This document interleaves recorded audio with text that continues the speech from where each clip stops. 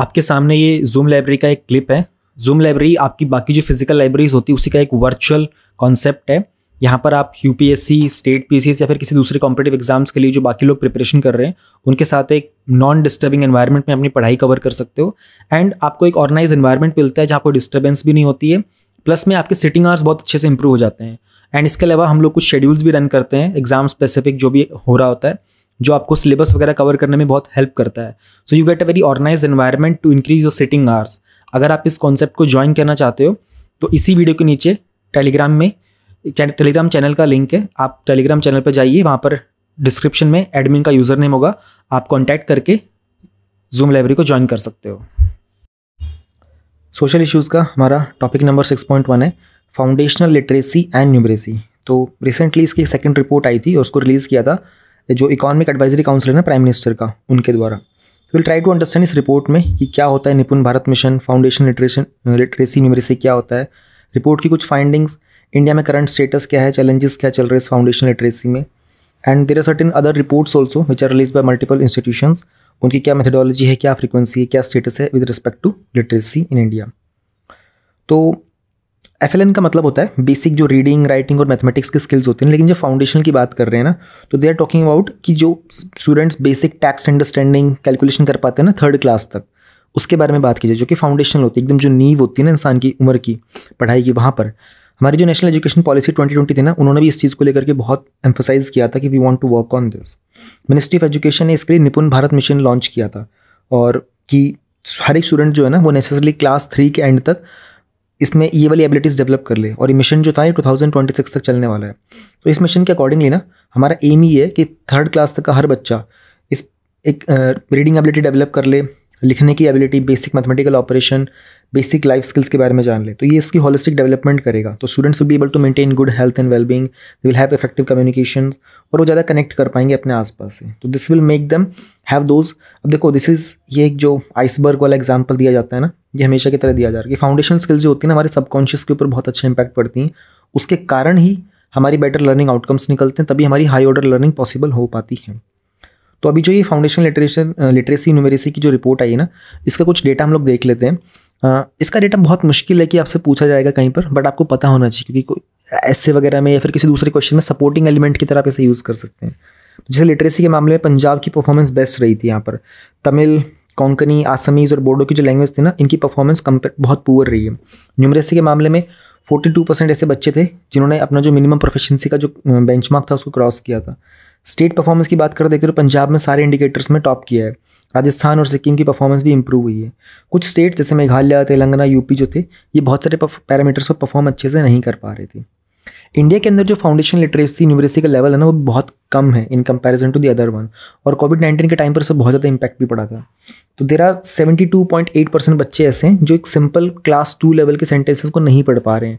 ये 2018 का हमारा डेटा था।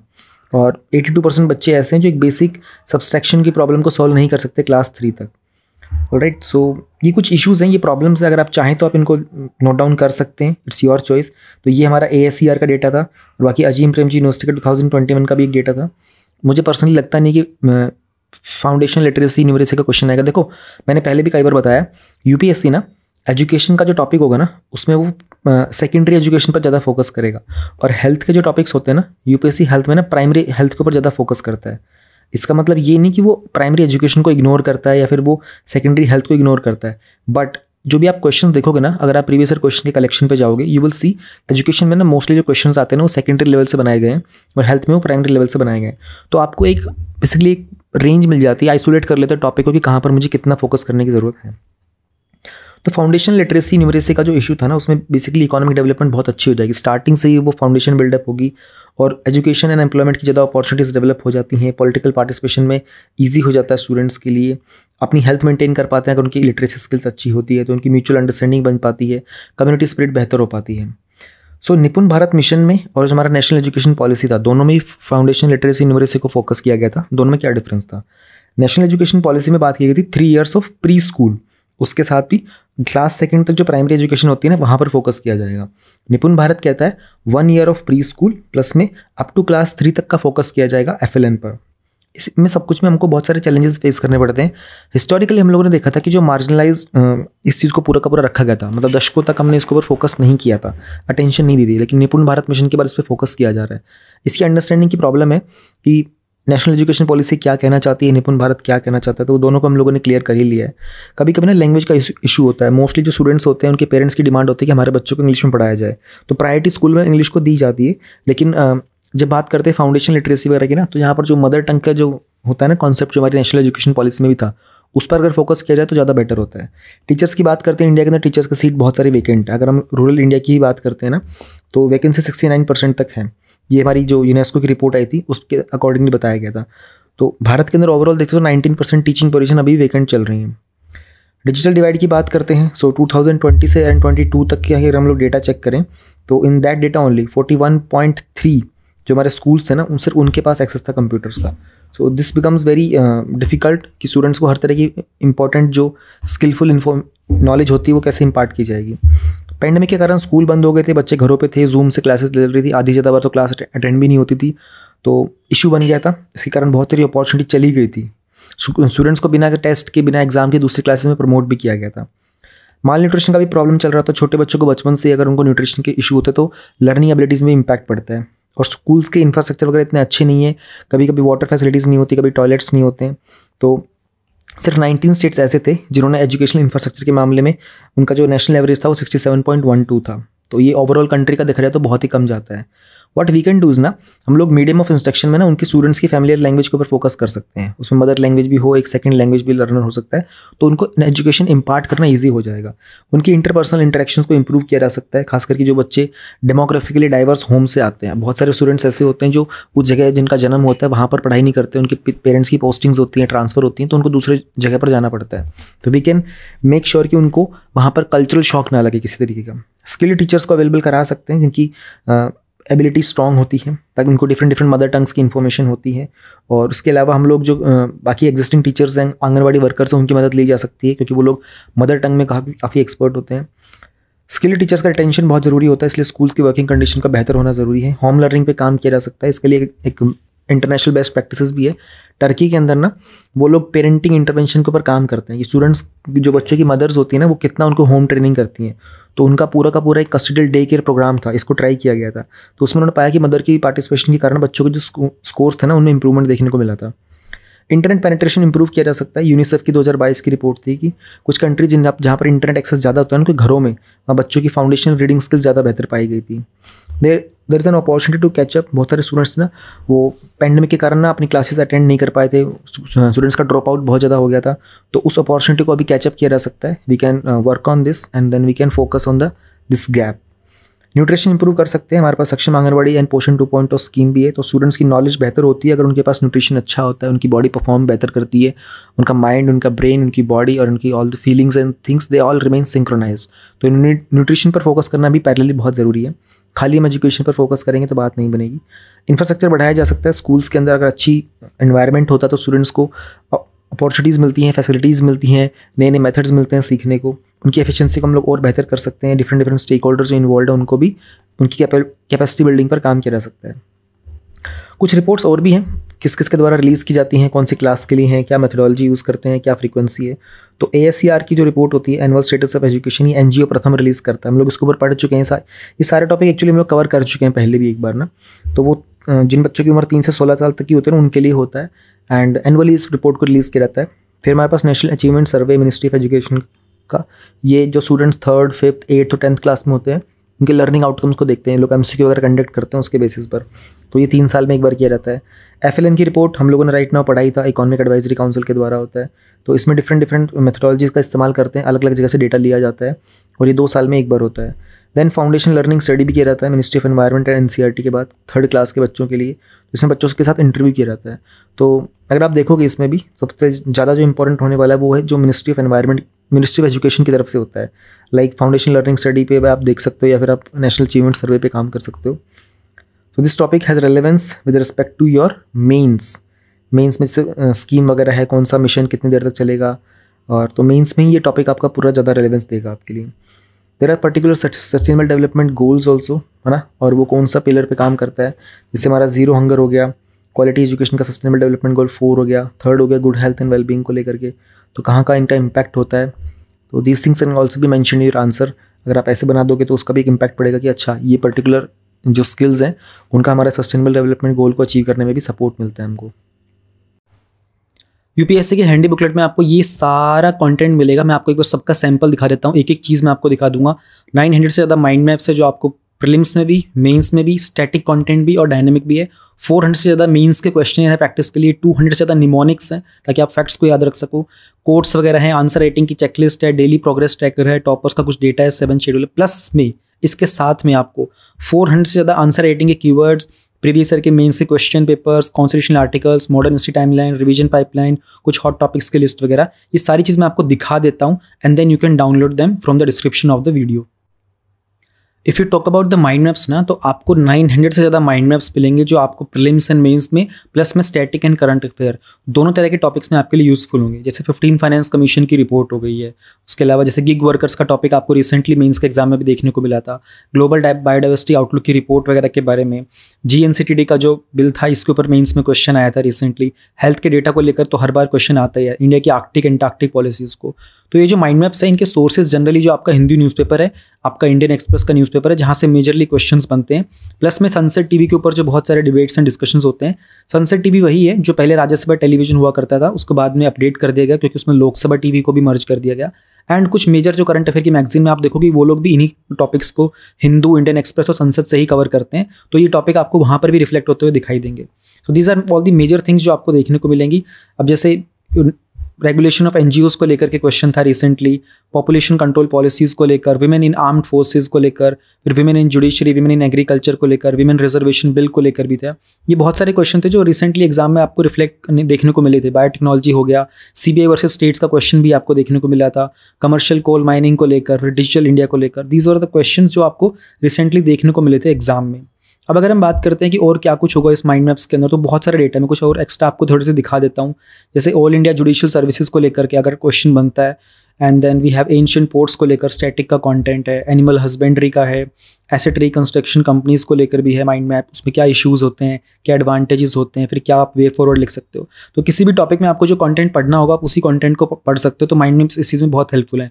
बाल गंगाधर तिलक हो गया, बिपिन चंद्र पाल हो गया, बुद्धिज्म को लेकर भी हैं, ये टॉपिक्स आते रहते हैं, तो इनके भी माइंड मैप्स है जो आपको इजीली चीज़ों को याद करने में मदद कर सकते हैं। कार्नेटिक वॉर्स को लेकर है, उसके बाद जो हमारा कोड आया था लेबर वगैरह कोड्स के, तो उनके सबके जो डिविजन्स थे, direct tax, economic growth, folk music, fishery sector, foreign traveller जो इंडिया में आए थे उन सबके नाम, कौन से ईयर में आए थे, क्या कुछ उन्होंने मेजर कंट्रीब्यूशन किए थे, गांधार स्कूल, ग्रीन बिल्डिंग्स वगैरह, ये सब चीज़ें आपको देखेंगे। कुछ चीज़ें प्रीवियस ईयर क्वेश्चन में आपने देखी होंगी।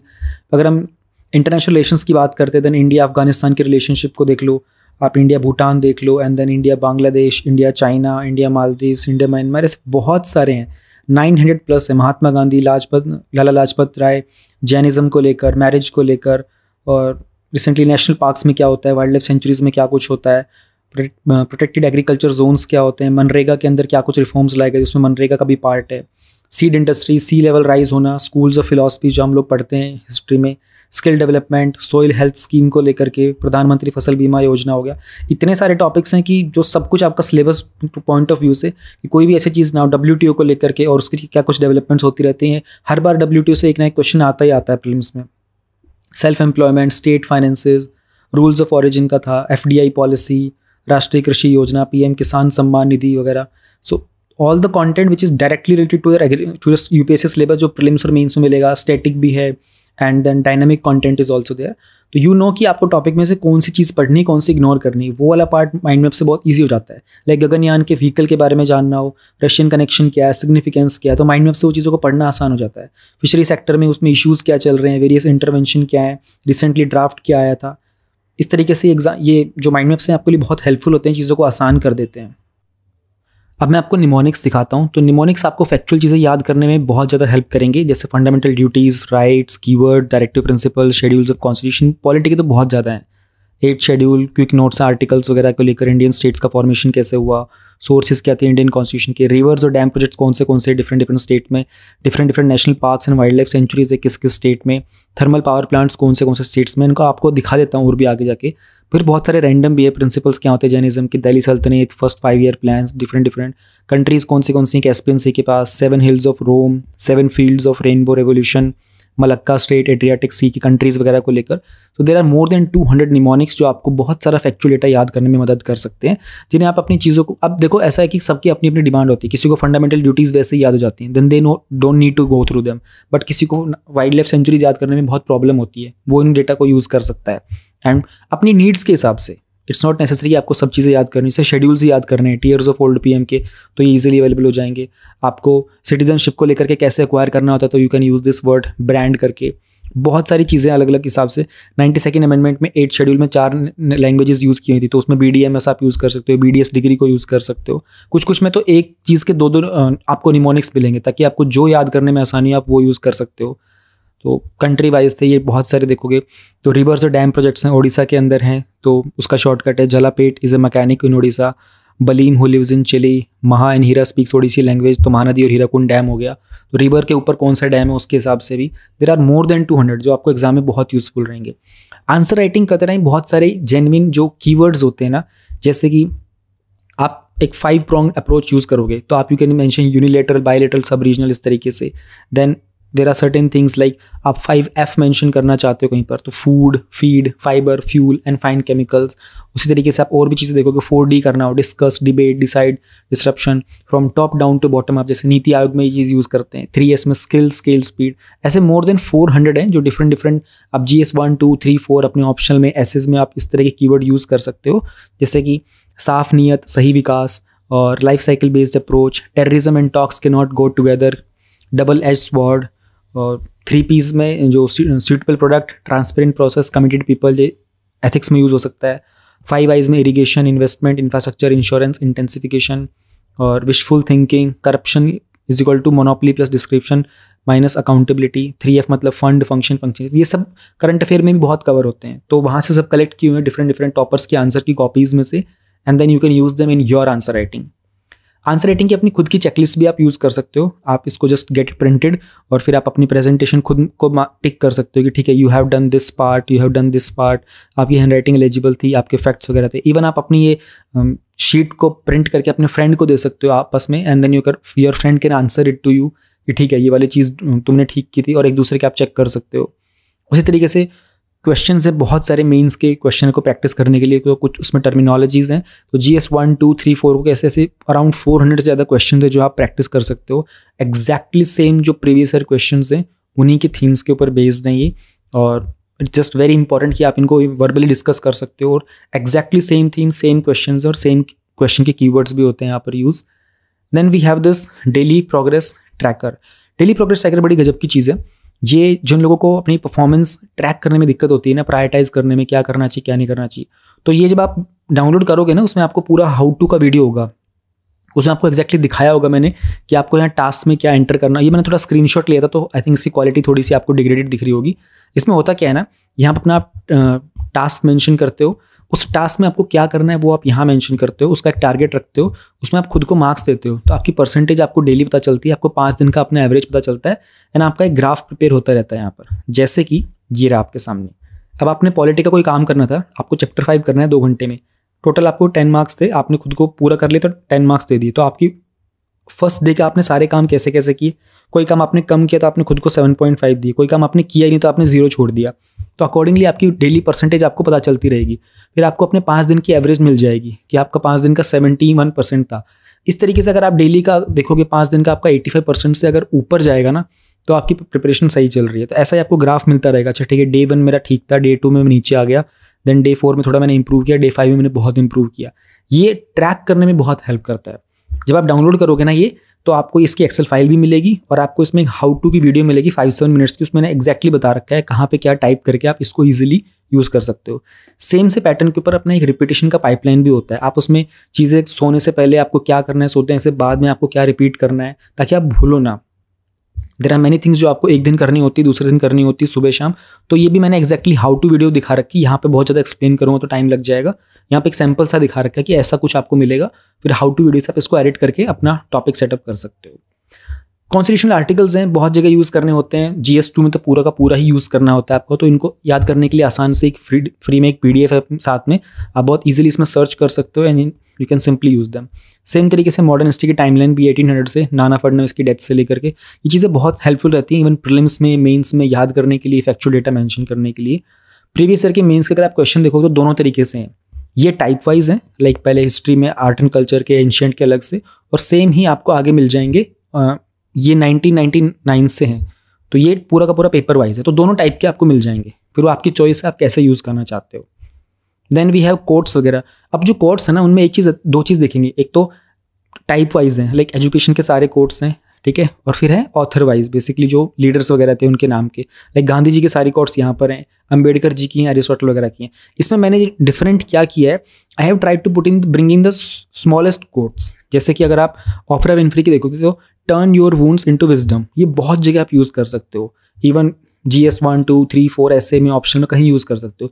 मैंने कोशिश ये की कि सबसे छोटी वाली जो कोट्स हो सकती है ना, मैक्सिमम पॉसिबल, उनको पुटअप करने की, क्योंकि उनको याद करना ईजी होता है। लंबे लंबे कोट्स को ना याद करने में बहुत दिक्कत होती है। देन टॉपर्स का कुछ डेटा है जो आपको बहुत अच्छे से आप इनको ट्रैक कर सकते हो कि यार किस टॉपर के कितने मार्क्स वगैरह कहाँ आ रहे थे, तो आपको एक्जैक्टली परफॉर्म कहाँ करना है। तो 2014 से 2021 तक के टॉपर्स का कुछ डेटा है, यू कैन चेक देम कि यार किस टॉपर की परफॉर्मेंस कितनी ऊपर थी, तो किस सब्जेक्ट में मुझे कौन से टॉपर का कौन से नोट्स पढ़ने चाहिए, वो सब आपको मिल जाते हैं। बट आपको थोड़ा डेटा चाहिए होता है। एंड अलॉन्ग विद दिस आपको ये भी बताना चाहिए कि कौन से ईयर में कितने लोगों ने कितना परफॉर्म किया, कितने सिलेक्शन रेट चल रहा है, उसके अलावा कौन सा एजुकेशन बैकग्राउंड के लोग हैं जिनके सिलेक्शन ज़्यादा हो रहे होते हैं, किस तरह के एग्जाम में कितना एंट्रेंस आ रहा होता है, कौन से ऑप्शनल में सक्सेस रेट कितना चल रहा है। तो ये सब डेटा यहाँ पर है, आप इनको यूज़ कर सकते हो अपनी प्रिपरेशन में, अपनी चीज़ों को प्लान करने के लिए। तो ये आपको एडवांटेज मिलता है। और भी ऐसी 4-5 और फाइल्स हैं, अभी सैम्पल है थोड़ा, तो मैंने कम चीज़ें आपको दिखाई, और भी बहुत कुछ आपको साथ में मिलता है। अब बात करते हैं कंटेंट को डाउनलोड करने की, कुछ डिस्काउंट की, कुछ अपडेट्स की और कुछ वैलिडिटी की। तो जो आप वीडियो देख रहे हो, इसी वीडियो के डिस्क्रिप्शन में डाउनलोड का लिंक है, जब आप उस पर क्लिक करोगे तो सामने जो पेज है ये खुल जाएगा। अब इसमें डिफरेंट चीज़ें हैं। सबसे पहले जो रेड में है ये तो ओवरऑल है, यानी कि जो भी मैंने आपको कंटेंट दिखाया था प्लस में जो एडिशनल फ्री कंटेंट था वो भी आपको साथ मिलेगा। तो ये रेड वाले में ये पूरा का पूरा पैकेज एक साथ है। बट किसी को अगर पूरा पैकेज ना लेना हो, किसी को कुछ सेपरेट चीज़ें लेनी हो, जैसे सिर्फ निमोनिक्स या सिर्फ माइंड मैप या फिर सिर्फ प्रीवियस ईयर पेपर्स टाइप करके, तो वो अलग अलग जो लिंक्स हैं यहाँ से उनको डाउनलोड कर सकते हैं। जो अपडेट्स हैं वो सिर्फ all in one UPSC handy booklet पर ही मिलेंगे, और अपडेट्स की वैलिडिटी 3 मंथ्स की होती है। यानी कि अगर आप आज परचेज करते हो तो आज की डेट से अगले 3 मंथ्स तक अगर कोई अपडेट जनरेट होता है, वैसे जो कंटेंट है वो मोस्टली आपको अपडेटेड ही मिलेगा, बट जस्ट इन केस अगर कोई अपडेट जनरेट होता है, if the creator has, basically this is the description of the creator, तो वो आपको आपके ईमेल पर ही मिल जाएगा। जब आप ये PDF डाउनलोड करोगे ना, तो ये आपको आपके ईमेल पर ही डिलीवर होगा सारा कंटेंट। और आप चाहो तो ये जो कोड है UPSC 50 का, ये यूज़ कर सकते हो। ये सिर्फ आपको UPSC हैंडी बुकलेट पर अवेलेबल होगा, तो आपका जो प्राइस है वो ऑलमोस्ट 50% तक रिड्यूस हो जाएगा। अगर आप चाहो तो दूसरी चीज़ें भी डाउनलोड कर सकते हो। जब आप परचेज कर लोगे तो आपको अपने ईमेल पर जाना है, वहाँ आपको सर्च करना है इंस्टामोजो सर्च करते ही आपको 2 ईमेल्स मिलेंगे। एक पे आपका PDF का बिल होगा और दूसरे में आपकी ये जो इंडेक्स PDF होगी जिसमें आपका ये कंटेंट होगा। तो अगर जस्ट इन केस आपको वो सर्च करने में इशू हो रहा हो तो अपने ईमेल में आप इजीली सर्च करना इंस्टामोजो या फिर UPSC हैंडी बुकलेट, या फिर इस वीडियो के डिस्क्रिप्शन में टेलीग्राम चैनल का लिंक है, वहाँ से आप एडमिन को कॉन्टैक्ट करके भी अपने इस इशू के बारे में डिस्कस कर सकते हो, जस्ट इन केस अगर आपको ईमेल ना मिल रहा हो तो कोई भी जो कम्युनिकेशन होगा अपडेट वगैरह का भी, वो भी सब ईमेल के थ्रू ही होगा। जब आप प्रोडक्ट को परचेज करते हो तो विद इन 7 डेज आप उस प्रोडक्ट को अपने डिवाइस में डाउनलोड करके सेव भी कर सकते हो, तो वो आप हमेशा के लिए आपके पास रहेगा। तो आप कर लीजिएगा, द मोमेंट आप परचेज करो उसको अपने डिवाइस में सेव कर लेना, अपना खुद का एक बैकअप क्रिएट कर लेना। सारी फाइल डाउनलोडेबल है, आप हमेशा के लिए लाइफ टाइम उन फाइल्स को अपने पास रख सकते हो। डाउनलोड का लिंक डिस्क्रिप्शन में है, क्विकली परचेज करो, अदरवाइज ये डिस्काउंट जो कूपन है ये कभी भी खत्म हो सकता है, एक्सपायर हो सकता है। टॉपिक नंबर 6.2 हमारा पर्टिकुलरली वल्नरेबल ट्राइबल ग्रुप्स। तो 2023-24 का जो बजट था ना, उसमें हमारे पास एक हम लोगों ने मिशन अनाउंस किया था, उसका नाम है प्रधानमंत्री PVTG, यानी कि प्रधानमंत्री पर्टिकुलरली वल्नरेबल ट्राइबल ग्रुप्स का डेवलपमेंट मिशन था। तो इस मिशन के बारे में जानेंगे कि हमारी ना 7 सबसे प्रायोरिटीज़ हम लोगों ने डिफाइन की थी बजट में इस बार। तो इसके लिए हम लोगों ने अगले 3 सालों में PVTGs को डेवलप करने के लिए 15,000 करोड़ रुपये इंप्लीमेंट किए जाएंगे। तो अमृत काल में ना जो बजट में हम लोगों ने 7 सप्तऋषि की बात की थी वो था inclusive development, reaching last mile, infrastructure and investment, unleashing potential, green growth, youth power and financial sector. तो रीचिंग द लास्ट माइल वाला जो है ना हमारा सप्तऋषि में से एक पॉइंट, उसको ध्यान में रखते हुए हम लोगों ने इस मिशन को लॉन्च किया था। तो ये पीवीटीजीज क्या होते हैं इस पर पहले एक बार क्वेश्चन आ चुका है। 1973 में ना एक दीबार कमीशन आया था, उन्होंने कहा था कि ये जो शेड्यूल्ड ट्राइब्स होते हैं ना, इनमें भी ऑलरेडी कुछ और ऐसे ग्रुप्स होते हैं जो और भी ज़्यादा बैकवर्ड होते हैं। सो 1975 में गवर्नमेंट ने ना ऐसे 52 ट्राइबल ग्रुप्स को डिक्लेयर कर दिया था, फिर बाद में इसकी लिस्ट को इंक्रीज़ किया गया था। तो टोटल 705 हमारे पास शेड्यूल्ड ट्राइब्स हैं, उसमें से 75 ऐसे ट्राइब्स हैं जो कि पर्टिकुलरली वल्नरेबल ट्राइबल ग्रुप्स हैं, यानी कि 705 में से भी और ज़्यादा जो एक्सट्रीमली वो है ना शेड्यूल्ड, मतलब too much core of this core, उसकी बात की जा रही थी। तो बट जनरली जो ये पीवीटीजीज होते हैं ये 17 स्टेट्स में और अंडमान निकोबार में पाई जाती हैं, मैक्सिमम ओडिशा में एंड उसके बाद आंध्र प्रदेश में मिलेंगी। तो गवर्नमेंट का ना एक क्राइटेरिया है कि भाई इनकी जिस टेक्नोलॉजी का ये लोग इस्तेमाल करते हैं वो प्री एग्रीकल्चर है, यहाँ पर लिटरेसी बहुत कम है, इकोनॉमिक बैकवर्डनेस है और इनकी पॉपुलेशन भी डिक्लाइन कर रही है। तो स्टेट्स वगैरह अपना प्रपोजल देते हैं मिनिस्ट्री ऑफ ट्राइबल वेलफेयर को, वो किसी कम्युनिटी को डिक्लेयर कर सकते हैं एंड अगर कोई भी ट्राइबल ग्रुप इसमें से इन क्राइटेरिया को फुलफिल करता है तो उसको डिक्लेयर कर दिया जाएगा। अब इस तरह का मिशन लाने की ज़रूरत है कि ना इनका सोशल जो एस्पेक्ट है ना उसमें काफ़ी सारी प्रॉब्लम है। लाइक इनकी जो लिटरेसी रेट है वो 10% से 44% तक है और फीमेल का तो और भी कम है। यहाँ पर चाइल्ड मैरिजेस बहुत ज़्यादा होती है, मतलब एक बेंचमार्क है इनके पास तो पूरा का पूरा। फिर जब भी कोई डेवलपमेंटल प्रोजेक्ट्स होता है ना, डैम वगैरह, मिनरल एक्सप्लोरेशन, तो इनको इनके घरों से डिस्प्लेस कर दिया जाता है। डेमोग्राफी की अगर बात करते हैं ना तो इनकी पॉपुलेशन डिक्रीज़ हो रही है धीरे धीरे। कुछ ऐसे पीवीटीजीज भी हैं जैसे कि ओंगे और अंडमानीज, ये ऑलमोस्ट एक्सटिंक्ट होने वाले हैं। इनको ना एक ट्रिपल बर्डन ऑफ डिजीज़ भी फेस करना पड़ता है। तो यहाँ पर माल न्यूट्रिशन बहुत ज़्यादा है, कम्युनिकेबल डिजीज़ होती हैं, नॉन कम्युनिकेबल डिजीज़ बोलते हैं, इसको बोलते हैं ट्रिपल बर्डन ऑफ डिजीज़। तो ये भी बहुत फेस करना पड़ता है। इनके पास खाने पीने की बहुत कमी होती है क्योंकि फॉरेस्ट वगैरह डिग्रेड हो रहे हैं, है ना, फॉरेस्ट अथॉरिटीज़ की तरफ से लिमिट लगा दी जाती है, तो इनकी लाइवलीहुड मेंटेन नहीं हो पाता, फूड गैदरिंग का इशू बन जाता है, हंटिंग इनको रोक दी जाती है। इनकी विद टाइम इनकी जो कल्चरल आइडेंटिटी है ना वो भी इरोड होती जा रही है क्योंकि ग्लोबलाइजेशन आ रहा है। पॉलिटिकल एडमिनिस्ट्रेटिव फैक्टर की अगर बात करते हैं तो बहुत ही कम होता है एडमिनिस्ट्रेशन यहाँ पर। एंड एनवायरनमेंट वगैरह की बात करें तो क्लाइमेट चेंज के कारण इन पर भी इम्पैक्ट पड़ता ही है। वहाँ की रहने वाली नदियाँ, वहाँ का एनिमल्स का लाइवलीहुड, पेड़ पौधे और ये हीट वेव वगैरह का चलना एंड एवरीथिंग, ठीक है, अनसीजनल रेनफॉल का होना, they all face all these issues. हमारा जो फॉरेस्ट राइट एक्ट है 2006 का, उसके अकॉर्डिंगली सिर्फ 4 हेक्टेयर लैंड एलोकेट किया गया है इनको। और उसके अलावा जो पीसा हमारा एक्ट था ना, वो भी बहुत सारे एरियाज ऐसे हैं पीवीटीजीज के वहाँ पर प्रॉपरली उसको ऑपरेशनलाइज भी नहीं किया गया है। तो कुछ और इनिशिएटिव भी थे इस मिशन के अलावा, जैसे कि हमारा 1957 का एक इंडिजिनस और ट्राइबल पॉपुलेशन कन्वेंशन भी था, ये ILO के द्वारा अडॉप्ट किया गया था। देन हमारे पास ये कम्युनिटी डेवलपमेंट प्रोग्राम है, मल्टीपर्पज़ ट्राइबल ब्लॉक्स हैं, TDB होता है, ट्राइबल सब प्लान होता है। एक फॉरेनर्स का ऑर्डर था 1963 का, वहाँ पर एक रेस्ट्रिक्टेड एरिया परमिट दिया जाता है। 2008 की एक स्कीम आई थी development of primitive vulnerable tribal groups का। तो ये बहुत सारे प्रोग्राम्स थे, इनिशिएटिव्स थे मोर देन दिस मिशन जिनको लॉन्च किया गया था इनके डेवलपमेंट के लिए। What we can do is ना कि ऑलरेडी जो एग्जिस्टिंग चीज़ें हैं ना उनको भी, और साथ में जो हमारा नया वाला मिशन है, we can implement this in letter and spirit. तो इसके लिए बहुत सारा कंसल्टेशन करना पड़ेगा और जहाँ भी रिक्वायर्ड डेवलपमेंट की रिक्वायरमेंट उसको काम करेंगे। सर्विस वगैरह हम थोड़े से और ज़्यादा एक्सटेंड कर सकते हैं। स्टेट गवर्नमेंट को अर्जेंटली ऐसे सर्विस करने की जरूरत है ताकि इनका डेमोग्राफिक डेटा हमारे पास प्रॉपरली निकल के आए एंड इससे पॉलिसीज़ को बेहतर बनाने में मदद मिलेगी।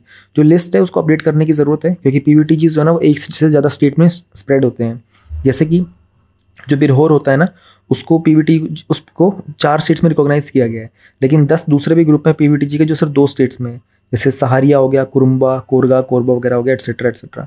इनके बहुत सारे राइट्स होते हैं with respect to their land and rituals वगैरह को लेकर के, तो गवर्नमेंट को उनको रिकॉग्नाइज करने की ज़रूरत है। इनको मेन स्ट्रीम सोसाइटी के साथ कनेक्ट करना है, नहीं करना है, उसके ऊपर और ज़्यादा रिसर्च करने की ज़रूरत है। तो स्टेट गवर्नमेंट को इनके हैबिटेट राइट्स को रिकॉग्नाइज करने की ज़रूरत है। किस तरह का इनका रेवेन्यू वगैरह होता है, how can we work on that. So PISA वाला जो एक्ट था हमारा उसको भी लेटर एंड स्पिरिट में अगर इम्प्लीमेंट करेंगे तो उससे सपोर्ट मिल जाएगा। बाकी 15,000 करोड़ के आसपास इन्वेस्ट किया जा रहा है इस पर्टिकुलर मिशन में, तो जाहिर सी बात है कि इतना पैसा लगेगा अगले आने वाले 3 सालों तक पीवीटीजीज के लिए। So will get a good response. तो ये चीज़ आपको याद रखने की है। ये वाला जो पार्ट है this is more about the prelims, बाकी सारी की सारी चीज़ें आपकी मेन स्पेसिफिक रही हैं। और अगर आपका सोशियोलॉजी का या फिर एंथ्रोपोलॉजी का अगर ऑप्शनल होगा तो उसमें तो ये चीज़ें भी आती हैं, आप लोग पढ़ती हैं। This is more about the optional paper वाला पार्ट। तो छोटा सा टॉपिक था बट ये एक बार आ चुका है। आई थिंक ये वाला आया था कि कितने नंबर ऑफ ट्राइबल ग्रुप्स होते हैं। आई थिंक उसमें शायद 175 लिखा हुआ था आपके एग्जाम में, बट आंसर था 75। टॉपिक है हमारे पास 6.3 मैनुअल स्कैवेंजिंग। तो केरला देश का पहला ऐसा स्टेट बन गया है जिन्होंने रोबोटिक टेक्नोलॉजी का इस्तेमाल करके अपने कुछ जो मैनहोल्स वगैरह होते हैं ना उनमें उन्होंने इसको कमीशन कर दिया था। Will try to understand manual scavenging क्या चीज़ होती है। तो देखो जो हमारे सीवर वगैरह होते हैं ना, उसमें ना उसकी जब सफाई वगैरह करनी होती है ना, तो उसके लिए पहले क्या चलता था कि इंसानों को उसमें भेजा जाता था, खास करके जो दलित वगैरह होते थे ना, उनको ऐसा काम दिया जाता था। लेकिन इस चीज़ को लेकर के हमारा फिर कुछ एक्ट आया कि यार इंसान को उसमें भेजना ठीक नहीं, उनकी जान को खतरा होता है, बहुत सारे लोगों की डेथ भी हो जाती थी। तो गवर्नमेंट ने उसको लेकर के काफ़ी कुछ रूल्स वगैरह बनाए थे, रेगुलेशंस निकाले थे, लिमिटेशन लगाई थी, पनिशमेंट भी रखी थी कोई ऐसा करेगा तो। बट अब टेक्नोलॉजी का इस्तेमाल किया जा रहा है। तो एक रोबोटिक स्कैवेंजर है बैंडिकूट नाम का, ये सीवेजेस वगैरह को हमारे क्लीन करने में मदद करता है। तो this is it's something like this, ये बैंडिकूट रोबोट है। इस रोबोट की हेल्प से हम लोग सीवेज वगैरह क्लीन कर सकते हैं। सो मैनुअल स्कैवेंजिंग का मतलब होता है कि एक प्रैक्टिस होती है जहाँ पर मैनुअल तरीके से उसको क्लीन किया जाता है। एक human excreta, dry latrine, sewer, septic tanks वगैरह जो होती है ना, एंड इनको बेसिक ब्रूम, झाड़ू वगैरह की मदद से हेल्प किया जाता है, उसको बोलते हैं मैनुअल स्कैवेंजिंग। तो ये एक primarily caste based force occupation है। जनरली जो छोटी उनको बोलते हैं कि जो पर्टिकुलर कास्ट जिनकी सोसाइटी में वो वैल्यू नहीं मिलती ना, उन लोगों को इसमें इनरोल किया जाता रहता है। तो इसमें कहते हैं कि इंडिया के अंदर तकरीबन ऐसे 58,098 के आसपास एलिजिबल मैनुअल स्कैवेंजर्स हैं। तो ये हमारा डेटा बताता है। एंड इसको एंड करना, इस मैनुअल स्कैवेंजिंग को ख़त्म करना हमारी कंट्री का एक एम बन गया है। इससे हमारे बहुत सारे सस्टेनेबल डेवलपमेंट गोल्स भी अचीव होते हैं। No poverty, good health, education, equality, clean water sanitation, decent work, economic growth, reduce inequality, sustainable cities and communities. हमारे पास ना कुछ इंटरनेशनल कन्वेंशंस भी थे। एक ह्यूमन राइट का जो यूनिवर्सल डिक्लेरेशन है, वहाँ पर भी बात कर रहे हैं कि भाई इस तरह की प्रैक्टिसेस नहीं होनी चाहिए। We have this international convention of economic, social and cultural rights. उसके बाद कन्वेंशन है elimination of all forms of discrimination against women. तो ये सारे के सारे कन्वेंशन मैनुअल स्कैवेंजिंग को एंड करने के लिए सपोर्ट करते हैं। हमारे संविधान में भी आर्टिकल 15 में बात करते हैं हम लोग डिस्क्रिमिनेशन की on the basis of religion, race, caste. Article 70 में अनटचेबिलिटी के बारे में बात की जाती है। आर्टिकल 21 जो राइट टू लाइफ वाला होता है कि no one will be deprived of life except as per the procedure established by law. फिर हमारे पास एक एक्ट भी है, prohibition of employment as manual scavenger का 2013 का एक्ट है। हमारे पास SC/ST का भी एक्ट था 2015 का। ये एक्ट भी कहीं ना कहीं इस तरह की प्रैक्टिसेस को रोकने के लिए बनाए गए थे। भारत के अंदर ना 2013 में जो हम लोगों ने एक्ट लेके आए थे, इसमें हम लोगों ने डिफाइन किया था मैनुअल स्कैवेंजर क्या होता है। उसकी पनिशमेंट की भी बात की थी। 2 साल तक की सजा हो सकती है, 1 लाख रुपए तक का फाइन हो सकता है। कोई भी एजेंसी या पर्सन इस चीज़ में एंगेज नहीं होगा। रिस्पॉन्सिबिलिटी दी गई थी, लोकल अथॉरिटीज़ की जिम्मेदारी होती है कि मशीन वगैरह का वो लोग इस्तेमाल करेंगे। अगर फिर इस तरह की चीज़ें में इनको ऑल्टरनेट, मतलब जो लोग ऑलरेडी एम्प्लॉयड थे ना, उनको ऑल्टरनेट एम्प्लॉयमेंट देना पड़ेगा, उनको रिहेबिलिटेट करने की ज़रूरत है। 2014 में ना जो सफाई कर्मचारी वर्सेस यूनियन ऑफ इंडिया का केस था, सुप्रीम कोर्ट ने कहा था कि मैनुअल स्कैवेंजिंग ना हमारे आर्टिकल 17 को वॉयलेट करता है। फिर हमारे पास एक नेशनल सफाई कर्मचारी फाइनेंस और डेवलपमेंट कॉर्पोरेशन भी है, उसके तहत ना इनको कुछ फाइनेंशियल असिस्टेंस दिए जाती हैं। फिर नमस्ते करके है, national action for mechanise sanitation ecosystem भी है। इसमें इनको रिहेबिलिटेट करना, इनको फर्दर हेल्थ इंश्योरेंस देने का काम होता है। स्वच्छ भारत मिशन में भी हम लोग जो भी डिस्पोजल करते हैं फीकल स्लज का, उसका सेफ कलेक्शन और ट्रीटमेंट की बात की जाती है। स्वच्छता अभियान ऐप है। मैन होल का जो वर्ड होता है ना, एक्चुअल में जो सीवेज वगैरह होते हैं ना, उसमें जो वो गोल्ड कलर का ढक्कन होता है, आप लोगों ने देखा होगा, उसका नाम भी मैन होल रखते हैं कि उसके अंदर वो एक होल है, इसमें मैन एंटर करता है। इवन इस पर्टिकुलर वर्ड को भी इस्तेमाल करने के ऊपर भी प्रोहिबिशन की बात की गई है। जन सहज करके एक तो 2000 में एक राष्ट्रीय गरिमा अभियान की शुरुआत की गई थी, basically the national campaign for dignity and eradication of manual scavenging. So बहुत सारे स्टेप्स लिए गए हैं इस पूरे के पूरे सोशल इविल प्रैक्टिस कह सकते हैं हम इसको, क्योंकि कास्ट के ऊपर कास्ट बेस्ड होता है इसमें बहुत सारी हद तक। सो क्या रीजंस हैं कि अभी तक ये चीज़ चल रही है? क्योंकि अभी हमारी इकॉनमी में बहुत हद तक चीज़ें इनफॉर्मल हैं। तो there are certain people whose identity makes them forcefully do this thing। ये प्रॉब्लम होती है। कानून बहुत वीक है, इनको जो प्रोटेक्टेड गियर प्रोवाइड करने होते हैं वो अवेलेबल नहीं हो पाते। एंड 1993 में इस प्रैक्टिस को बैन भी कर दिया गया था, लेकिन कानून तरीके से इंप्लीमेंट नहीं किया जा रहा है, तो ये आज भी प्रेवलेंट है। पानी की कमी रहती है, तो मैनुअली कभी कभी एक्सक्रीटा को मैनुअली रिमूव करना पड़ता है, वाटर सप्लाई का इशू रहता है।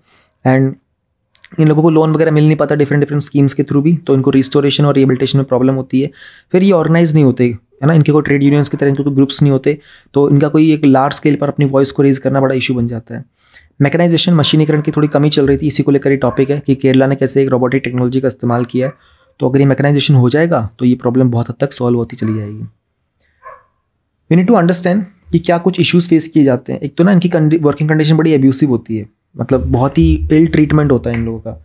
एंड हेल्थ के हज़ार्ड होते हैं, मैक्सिमम तो ये होता है कि बहुत सारी पॉइजनस गैसेज होती हैं and there are deaths, people have died actually doing this thing.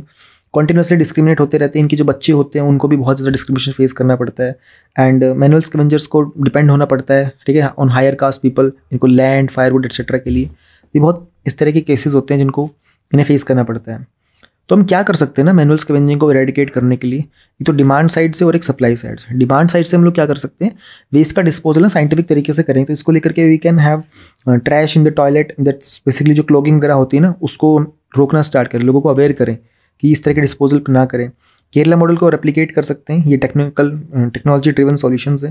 लोगों का बिहेवियर, बर्ताव बदलने की ज़रूरत है, उसमें हम लोग इन्फॉर्मेशन, एजुकेशन, कम्युनिकेशन का इस्तेमाल कर सकते हैं। एंड जो कुछ प्रोविजंस होते हैं बिहेवियर चेंज के लिए, वाटर, सैनिटेशन, हाइजीन के, उनको और मजबूती से इंप्लीमेंट किया जा सकता है। सप्लाई साइड की बात देखें तो गवर्नमेंट के पास डेटा होना चाहिए कि कहाँ पर इस तरह के लोगों को एंगेज किया जा रहा है, उस तरह के लोगों को आइडेंटिफाई किया जाए, उनकी प्रॉब्लम को एड्रेस किया जाए इमीडिएटली। विमेन एम्पावरमेंट पे काम कर सकते हैं, जो भी कंडीशंस होती है उसमें हमको आइडेंटिफाई करना पड़ेगा कि पहला स्टेप होगा कि रिकॉग्नाइज करो कि विमेन कहाँ एंगेज है इस तरह के काम में, उनको ऑल्टरनेट एम्प्लॉयमेंट देना पड़ेगा। इनका जो रिहेबिलिटेशन होगा ना, उस प्रोसेस पे उनको लोन दिलवाना, उनका स्किल डेवलपमेंट, उसको थोड़ा सा ईजिली उनको अवेलेबल कराया जा सकता है। Gaining voice to the voiceless, manual scavengers को भी अपने ट्रेड यूनियंस बनाने चाहिए, अपने SHGs बनाने चाहिए, तो उसमें उनकी मदद कराई जा सकती है, कैसे वो लोग अपने ग्रुप बनाएंगे। पॉलिसी मेकिंग के लिए अगर डेटा अवेलेबल होगा तो जो भी पूरे के पूरे लूप होल्स होते हैं उनको पॉलिसी के थ्रू इरेडिकेट किया जा सकता है। तो बहुत सारे जो स्टेक होल्डर्स होते हैं, if they are made aware of the issues on regular basis, awareness campaigns है, सोसाइटी का इन्वॉल्वमेंट है, कम्युनिटी पार्टिसिपेशन है, तो मैनुअल स्कैवेंजिंग को और जल्दी हम लोग इरेडिकेट कर सकते हैं। एंड जो भी हमारे कन्वेंशंस हैं, कॉन्स्टिट्यूशनल प्रोविजंस हैं, लीगल प्रोविजंस हैं, जो हमारे एक्ट वगैरह हैं, इनको भी अगर हम लोग लेटर एंड स्पिरिट में इंप्लीमेंट करेंगे तो ये इशू हमारा बहुत हद तक कंट्रोल होकर और ख़त्म भी हो जाएगा। हमारा एम है इसको बिल्कुल इरेडिकेट कर देना, तो टेक्नोलॉजी का इस्तेमाल करना बहुत बेहतर रहेगा। तो पूरा का पूरा टॉपिक ही आपका मेन स्पेसिफिक ही है। टॉपिक नंबर 6.4 है हमारा जेंडर बजटिंग को लेकर के। तो रिसेंटली जो हमारा बजट आया था ना 2023 में, उसमें हम लोगों ने बात की थी कि विमेन एम्पावरमेंट के लिए जेंडर बजटिंग हम लोग कर सकते हैं कि नहीं कर सकते। तो यहाँ पर हम लोग विमेन पावर को रिकॉग्नाइज करने की कोशिश कर रहे हैं, नारी शक्ति को, क्योंकि हमारा जो अमृत काल चल रहा है ना, इसमें हमारे पास सिर्फ 25 साल बचे हैं, फिर हमारा इंडिया एट 100 के हम लोग सेलिब्रेट करेंगे। तो सप्तऋषि के बारे में हम लोग देखा था पिछले टॉपिक में, 2 टॉपिक छोड़ के। तो हमारा जो बजट है ना जेंडर बजट, उसमें हम लोगों ने बात की थी कि जो टोटल जो एक्सपेंडिचर है वो 2022 में 4.33% था, उसमें इंक्रीज़ किया गया 4.96% तक का। तो देखो भारत में जेंडर बजटिंग पहले भी की गई थी। तो जेंडर बजटिंग एक्चुअल में क्या होता है ना, कि हम लोग विमेन को भी मेन जितना सपोर्ट प्रोवाइड करना चाहते हैं और उसमें बजट में उनके लिए एलोकेशन भी करते हैं। हमारा जो 1992 में 8th 5-year प्लान आया था ना, वहाँ पर पहली बार हम लोगों ने इस चीज़ को आइडेंटिफाई किया था। 9th 5-year प्लान में हम लोगों ने विमेन कॉम्पोनेंट प्लान को अडॉप्ट किया था। 2003 में मिनिस्ट्री ऑफ फाइनेंस ने एक एक्सपर्ट ग्रुप भी सेटअप किया था जो इस तरह के बजट में जेंडर बजट एलोकेशन पे काम करे। फिर 2005 में हम लोगों ने जेंडर बजट को इंट्रोड्यूस भी किया था। उसमें पार्ट ए था और उसमें पार्ट बी थे, जिसमें स्कीम्स वगैरह थे जो विमेन स्पेसिफिक रहे थे। तो बेनिफिट क्या होता है जेंडर बजटिंग के ना, जेंडर इनइक्वालिटी को आइडेंटिफाई करने की कोशिश करता है। तो नेशनल बजट ना हमारे विमेन को और मेन को दोनों को अलग अलग तरीके से इम्पैक्ट करता है। तो विमेन हमारी पॉपुलेशन का ऑलमोस्ट हाफ होती हैं, ठीक है, 50% के आसपास हमारी पॉपुलेशन में विमेन है। तो और इंक्लूसिव डेवलपमेंट हो सकता है, which is also part of our sustainable development goals. Challenges ये होते हैं कि इसके लिए ना 5 मिनिस्ट्रीज़ हैं, rural development, women and child, agriculture, health and family education. तो सबका डेटा मैच कर पाने में बड़ी दिक्कत होती है, सबको अकॉर्डिंगली एलोकेट कर पाने में थोड़ा प्रॉब्लम होती है। बट इस चीज़ को भी आगे आइडेंटिफाई करके और हम लोग ट्रीट कर पाएंगे। कोविड-19 के बाद थोड़ी अप्रोच के ऊपर हमें फोकस करना पड़ेगा, क्योंकि कोविड के टाइम पर ना फोकस हो नहीं पा रहा था। जेंडर बजट था ना, वो टोटल का बहुत कम चला गया था। एंड जेंडर बजटिंग की जो क्वांटम है ना, वो भी कंपैरेटिवली हमारा कम ही चल रहा है। तो जो जेंडर बजटिंग था वो एक रेंज में था 4 से 6% तक टोटल एक्सपेंडिचर के, लेकिन GDP की अगर बात करते हैं तो वो लेस देन 1% रहा है।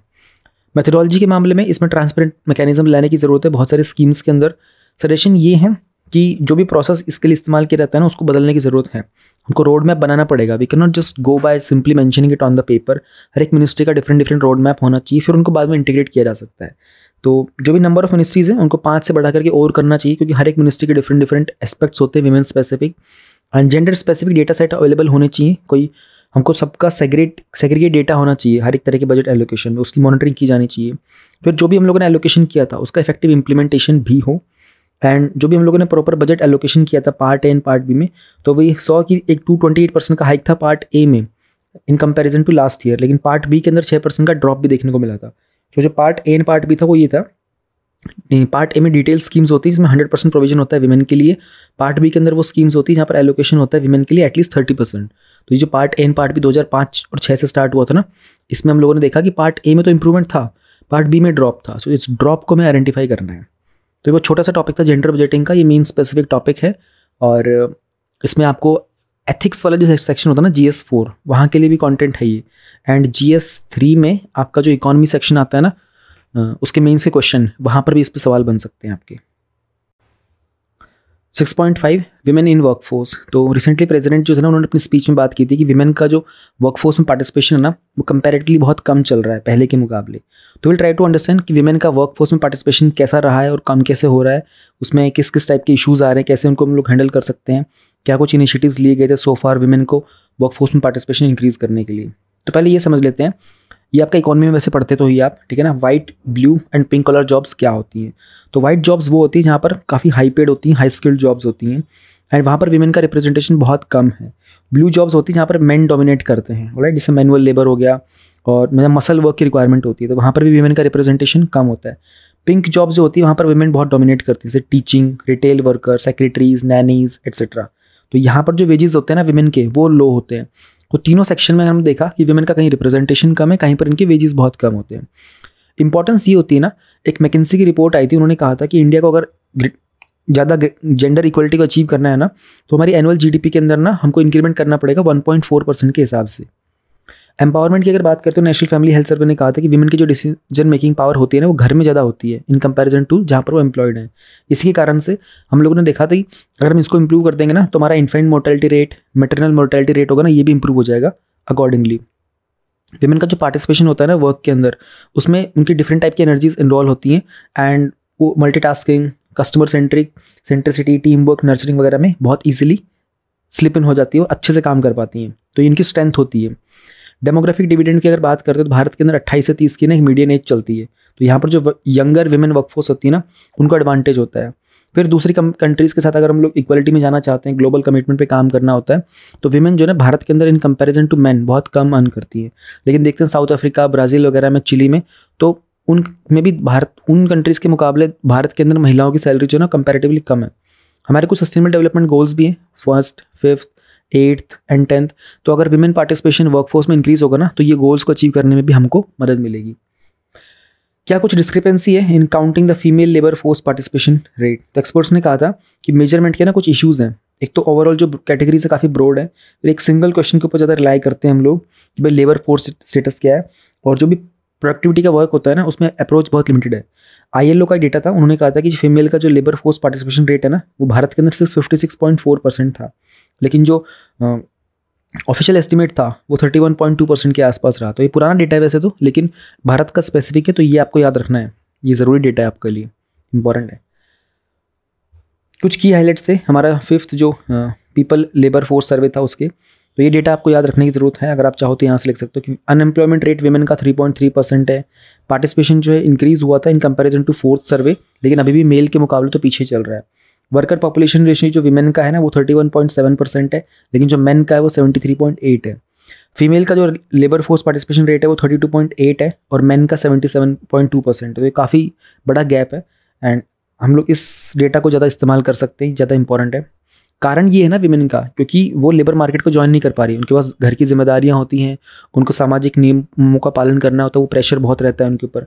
फिर मेन के लिए ना माइग्रेट कर पाना रूरल से अर्बन आसान होता है, महिलाओं के लिए थोड़ी प्रॉब्लम होती है। हमारा जो economic participation and opportunity indicator है ना ग्लोबल जेंडर गैप का, उसमें भारत की रैंकिंग 143rd आई थी। तो ये वर्ल्ड इकोनॉमिक फोरम का डेटा था। इसके कारण से पता चलता है कि ना जिस तरीके से हाउस होल्ड इनकम इंक्रीज होती है ना, विमेन का जो पार्टिसिपेशन है ना वर्कफोर्स में, वो डिस्करेज हुआ था, ये प्रॉब्लम थी। एंड इसमें बहुत सारे सेक्टर थे, एग्रीकल्चर, सेल्स, एलिमेंट्री सर्विसेज। यहाँ पर हमने देखा था कि एम्प्लॉयमेंट जो था ना वो कंपैरेटिवली लो था, और यहाँ पर हम लोगों ने ये भी देखा था कि विमेन का फेमिनाइजेशन हो रहा है in the labour sector. Education की अगर हम लोग बात करते हैं तो मोस्टली जो मेल्स होते हैं ना, उनको फीमेल के मुकाबले वोकेशनल और टेक्निकल ट्रेनिंग ज़्यादा मिलती है, लेकिन इन सेक्टर के अंदर कुछ ऐसे सेक्टर जहाँ पर फीमेल डोमिनेट भी करती हैं, जैसे कि हैंडलूम हो गया, apparel, child care, nutrition, preschool, creche वगैरह एट्सेट्रा। तो टेक्नोलॉजिकल एडवांसमेंट की बात करते हैं तो डिजिटल डिवाइड है। भारत के अंदर सिर्फ 35% ही ऐसी महिला है जो इंटरनेट के ऊपर as an active user present है। वर्क प्लेस हैरेसमेंट का इशू तो होता ही है, सेक्शुअल हैरेसमेंट होता है, मेंटल हैरेसमेंट भी होता है, जेंडर डिस्क्रिमिनेशन को फेस करना पड़ता है, बहुत सारी एक्टिविटीज़ के ऊपर प्रोहिबिशन लगता है महिलाओं के लिए। जैसे फैक्ट्रीज एक्ट जो है ना, वो महिलाओं को क्लीनिंग, लुब्रिकेटिंग, एडजस्टिंग मशीन वाले काम में अलाउ नहीं करते, क्योंकि उसमें उन्होंने कहा कि मसल पावर की रिक्वायरमेंट होती है, तो ये एक्ट ही उनको कहीं ना कहीं प्रोहिबिट कर देता है।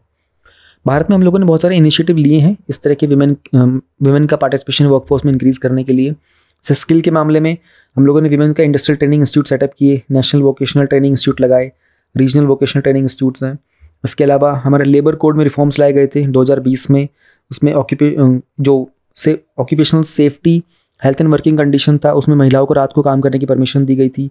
और जो कोड ऑन वेजेस था उसमें कहा था महिलाओं के साथ on the basis of their gender कोई डिस्क्रिमिनेशन नहीं होगा। फिर हम लोगों ने इनको मैटरनिटी लीव जो थी वो 12 सप्ताह से 26 सप्ताह तक प्रोवाइड कर दी गई थी।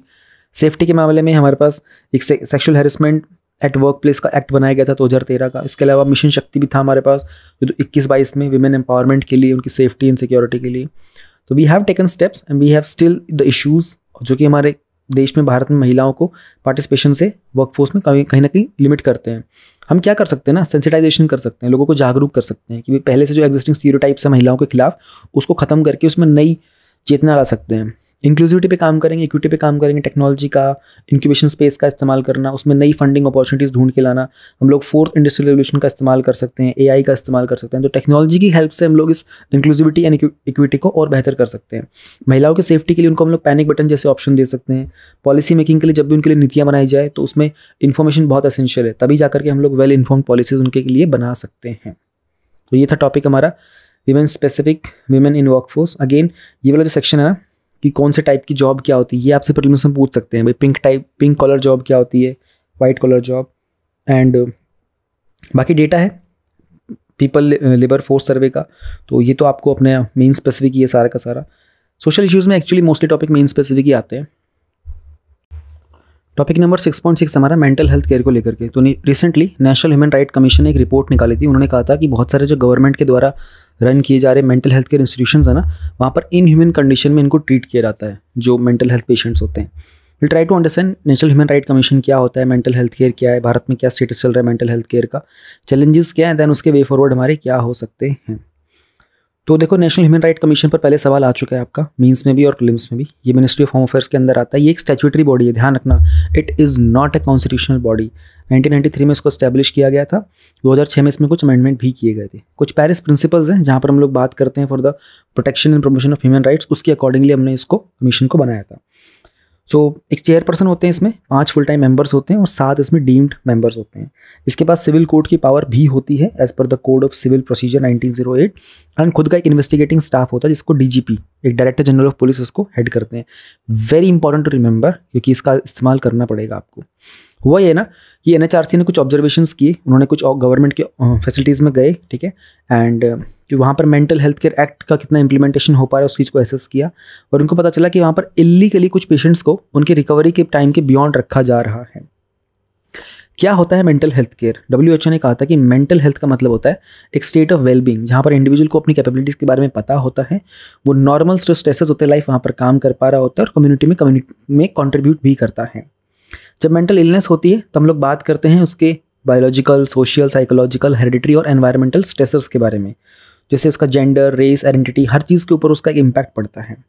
अब मेंटल हेल्थ केयर की अगर बात करें भारत के अंदर, तो 1 in 7 people live with some or the other kind of mental illness, और मेंटल इलनेस के कारण भारत में हर साल $14 बिलियन का हमको कहीं ना कहीं इशू कॉस्ट लगता है हमारे पास। एंड इसके कारण 2019 में 1.39 लाख सुसाइड्स भी हुए थे। मतलब this is very shameful actually कि 1.5 लाख के आसपास, ऑलमोस्ट 1.5 लाख लोगों की ने सुसाइड किया था only because of mental health के इश्यूज़ पे। मोर देन 80% ऐसे लोग जिनको ट्रीटमेंट भी नहीं मिल पाता। तो मेंटल हेल्थ क्या चीज़ें इम्पैक्ट करती हैं? किसी का कोई फिजिकल या इमोशनल ट्रॉमा हो सकता है ना, किसी का कोई हज़ार्डियस सब्सटेंस उसने कंज्यूम किया हो, कोई टॉक्सिन्स वगैरह कंज्यूम किए हो सकते हैं, बहुत सारा ऑक्यूपेशनल फैक्टर्स होते हैं, जॉब रोल्स में बहुत सारी परफॉर्मेंस का इशू हो सकता है ना, और अनहेल्दी वर्क लाइफ बैलेंस हो सकता है। कुछ लोगों को हेरिडिटरी जीन के इशू भी होते हैं, जीन म्यूटेशन भी बन जाता है एक बार इशू। फिर poverty, housing issues, relationship issues, medical issues, है ना, स्लीप का इशू बन सकता है, डिजिटल टेक्नोलॉजी के कारण भी मेंटल हेल्थ के इश्यूज़ बन सकते हैं। तो मेंटल हेल्थ केयर में हमारे पास 2-3 चीज़ें होती हैं, कौन कौन उसको कैसे हैंडल करता है। एक तो एडमिनिस्ट्रेशन की बात करें तो ministry of health and family welfare है, ministry of social justice and empowerment है। हमारे पास 2 एक्ट है, एक है मेंटल हेल्थ केयर एक्ट 2017 का और एक है right of persons with disabilities act 2016 का। ये लोग भी मेंटल रिटार्डेशन को कंसिडर करते हैं एज ए डिसेबिलिटी। इवन ये पूछा जा सकता है आपसे कि क्या ये एक्ट मेंटल इलनेस को कंसिडर करता है? Yes, it does recognise. तो ये ध्यान रखना, प्रीलिम्स में पूछ सकते हैं। 2017 का जो एक्ट था ना, हम लोगों ने यहाँ पर बात की थी कि इसमें जो इलेक्ट्रिक शॉक दिया रहता है इनके ट्रीटमेंट के लिए, उसको बैन कर दिया गया था। And they have the right to personal communication, और इसमें किसी भी तरह का कोई इल ट्रीटमेंट को प्रोहिबिट कर दिया गया था। किसी भी तरह से आपको डिक्रिमिनलाइज नहीं किया जाएगा सुसाइड अगर आपने अटेम्प्ट किया तो, है ना। और मसल रिलेक्टेंस वगैरह का मतलब जो इस्तेमाल करना होता है, एनेस्थीसिया का, इलेक्ट्रिक शॉक वगैरह का, तो ये सब के सब विद द अथॉरिटीज़ परमिशन करना होगा, और भी बहुत रेयर केस में करना होता है। एंड किसी भी तरह से इनका कोई सॉलिटरी कन्फाइनमेंट नहीं होगा मेंटल इलनेस व्यक्ति का। जो मेंटली सिक होगा उसको ऐसे नहीं कि अकेले में कई कमरे वगैरह में बंद कर दी, ये सब नहीं होगा। और जब भी आप मेंटल हेल्थ एस्टेब्लिशमेंट रन करोगे तो उसमें आपको मेंटल हेल्थ अथॉरिटीज़ के साथ अपने आप को रजिस्टर करना पड़ेगा। अगर आपने किसी भी प्रोविजन का वॉयलेशन किया तो आपको 6 महीने तक की कैद हो सकती है और 10,000 रुपये तक का फाइन भी लग सकता है। भारत में इसके अलावा भी हम लोगों ने मेंटल हेल्थ पर बहुत सारे स्टेप्स लिए थे, इनिशिएटिव्स लिए थे। जैसे कि जो प्रोफेशनल्स की शॉर्टेज थी उसके लिए नेशनल मेंटल हेल्थ प्रोग्राम चलाया गया था। ये 24/7 हमारा किरण हेल्पलाइन था, इस तरह के लोगों को एंग्जाइटी स्ट्रेस में सपोर्ट प्रोवाइड करने के लिए। टी मानस करके है, टेली मेंटल हेल्थ असिस्टेंस था। मनोदर्पण था, इसमें साइकोलॉजिकल सपोर्ट मिलता था स्टूडेंट्स को कोविड-19 के टाइम पर।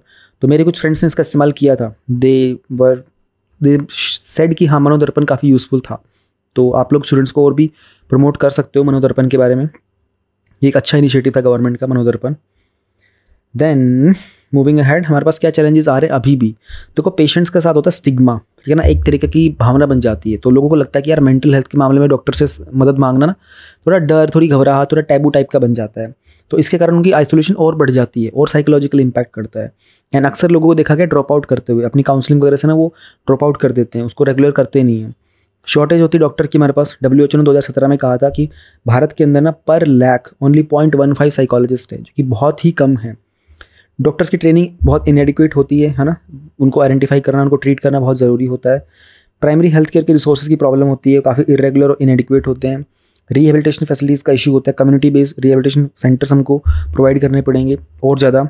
एंड या तो मिसिंग है या फिर इनएडिक्वेट है, ये प्रॉब्लम चल रही है। एडमिनिस्ट्रेशन के मामले में कोऑर्डिनेशन की प्रॉब्लम होती है, जब भी ओवरलैप होता है एक या फिर एक से ज़्यादा मिनिस्ट्री का, है ना। तो मेडिकल ट्रीटमेंट कैसे देना है, सोशल वेलफेयर पे कैसे काम करना है, इसके लिए इंटरसेक्टोरल कोऑर्डिनेशन की ज़रूरत होती है, जो कि मिसिंग है।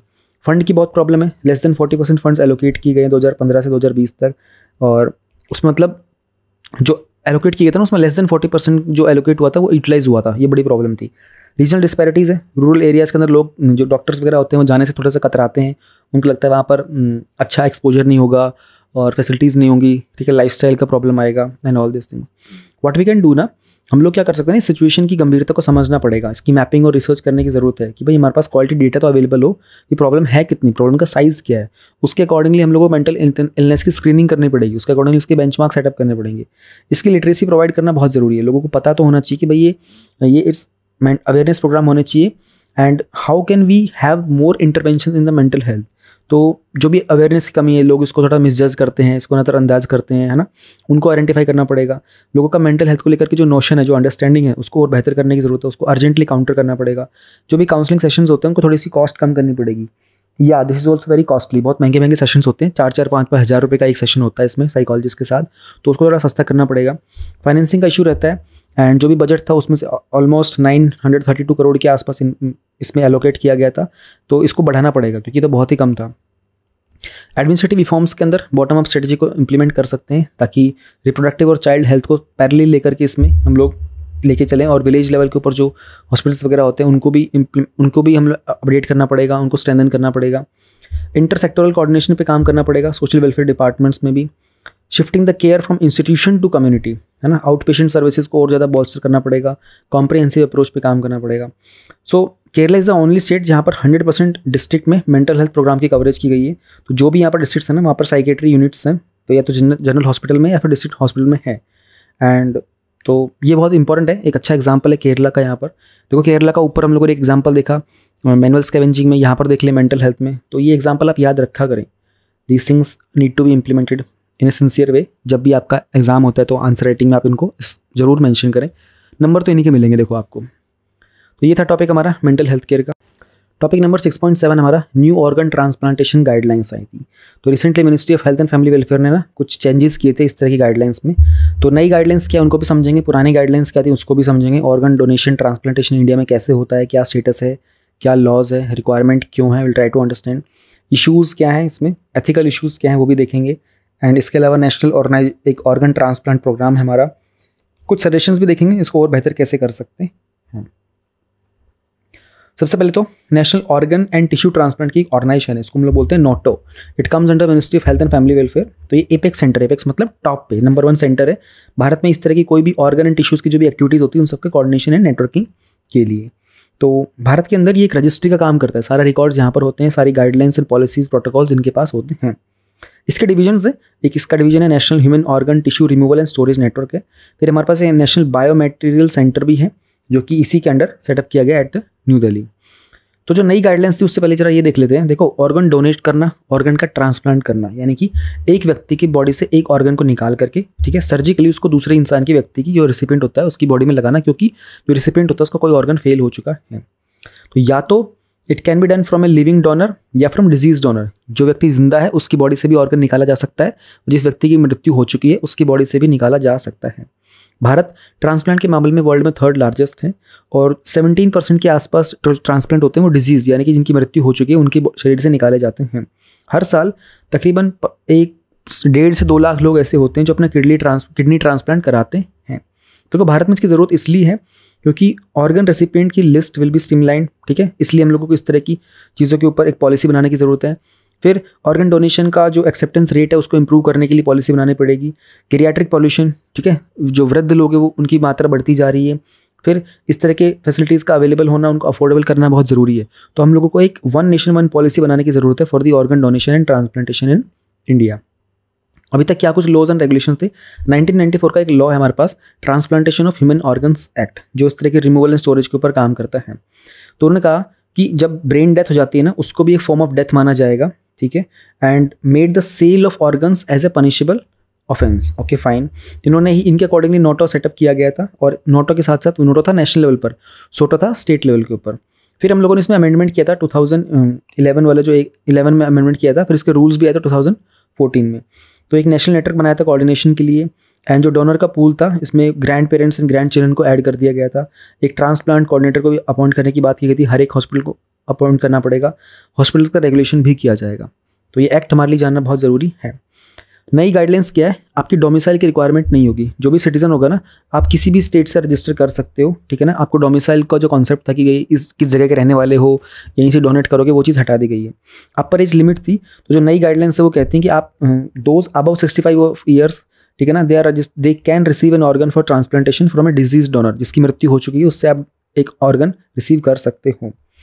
जो प्रीवियस गाइडलाइंस थे ना नोटो के अंडर, उसमें जो पेशेंट्स थे ना ओवर द एज ऑफ 65, तो उनके लिए थोड़ा सा प्रोहिबिशन था, ठीक है।